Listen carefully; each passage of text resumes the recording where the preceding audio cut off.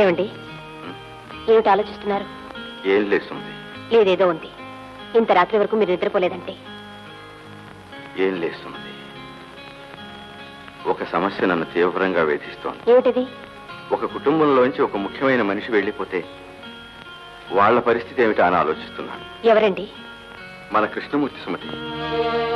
వాడి పరిస్థితి చాలా ప్రమాదంగా ఉందని, 2-3 రోజుల నుంచి బ్రతకకపోవచ్చని బాంబే హాస్పిటల్ నుంచి ఉత్తరం వచ్చింది. వాడు బాంబే వెళ్ళేటప్పుడు తన విషయం ఎవరికీ చెప్పొద్దని నాతో ప్రమాణం చేయించుకున్నాడు. ఇప్పుడు ఈ విషయం వీళ్ళకి చెబితే వాడికి ద్రోహం అవుతుందా, ఆ కుటుంబానికి మేలవుతుందా అని తెలుసుకోలేకపోతున్నాను. ఒక మనిషి మీ కళ్ళ ముందు ఆత్మహత్య చేసుకుంటూ నన్ను ఆపితే నా మీద ఒట్టు అన్నాడనుకోండి, అడ్డుపడి ఆపుతారా, లేక ఒట్టుకు భయపడి ఆగిపోతారా?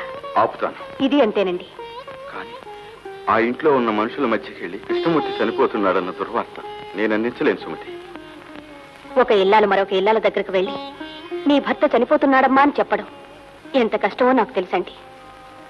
అయితే చెప్పడం ఎంత అవసరమో కూడా నాకు తెలుసు. అందుకని నేనే వెళ్ళి చెప్పొస్తాను. తన బుట్ట చెరిగిపోయేలోపు భర్తను చివరిసారిగా చూడని భార్య బ్రతుకు నరకం అండి, నరకం.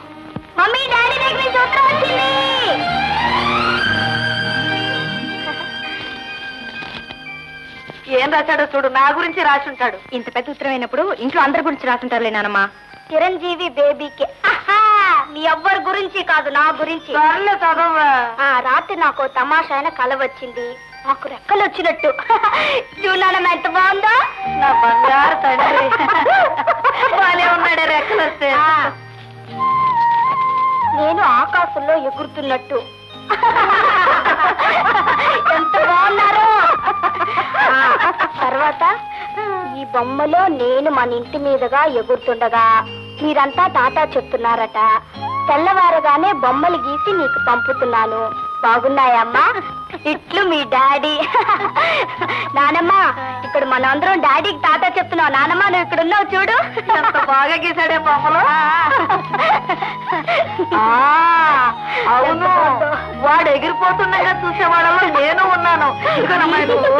ఎంత బాగున్నాడే.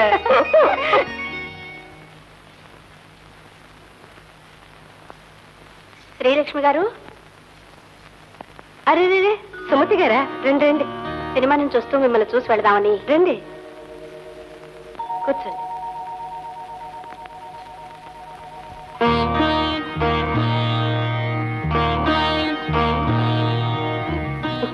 ఏమిటి అలా చూస్తున్నారు? ఏమీ లేదు, మీతో ఒక విషయం చెబుదామని వచ్చాను.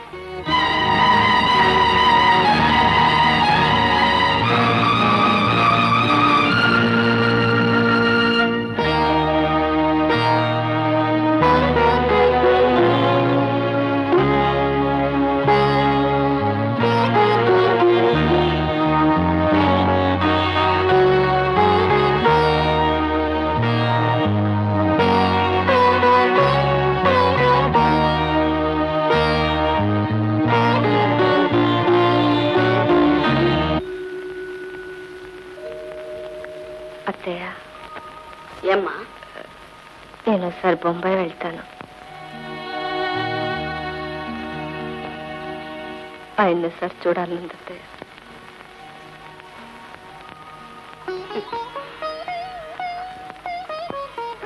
బొంబాయి పెడతావా? అలాగేనమ్మా, తప్పకుండా పెడుతూ కానీ.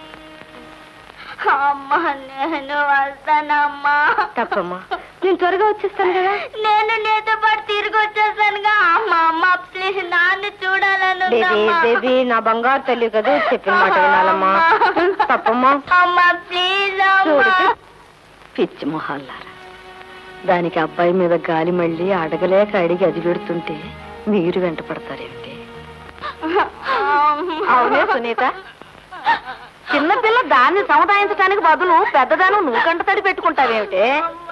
అమ్మా బేబీ, చూడు మరి, నాన్న ఇల్లు దొరికిందని ఉత్తరం రాశాడమ్మా. అమ్మ వెళ్ళి బాగుందో లేదో చూసి వస్తుంది. ఇల్లు చూడటానికి ఇంటిల్లపాది బయలుదేరి బొంబాయి పెడితే ఎంత అయిపోతుంది? ఇల్లు బాగుందనుకో, మనం అందరం బయలుదేరి వెళ్ళిపోతాం కదా. ఇప్పుడు చెప్పమ్మా, అమ్మని వెళ్ళమంటావా? నా తల్లి బంగారం కదూ. చూడు లక్ష్మి, నువ్వు వెళ్ళగానే ఇల్లు ఎలా ఉందో, మేము ఎప్పుడు బయలుదేరి రావాలో వెంటనే ఉత్తరం రాసేసాయి.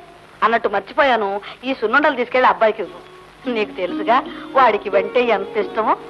నువ్వు కూడా 2 నోట్లో వేసుకో.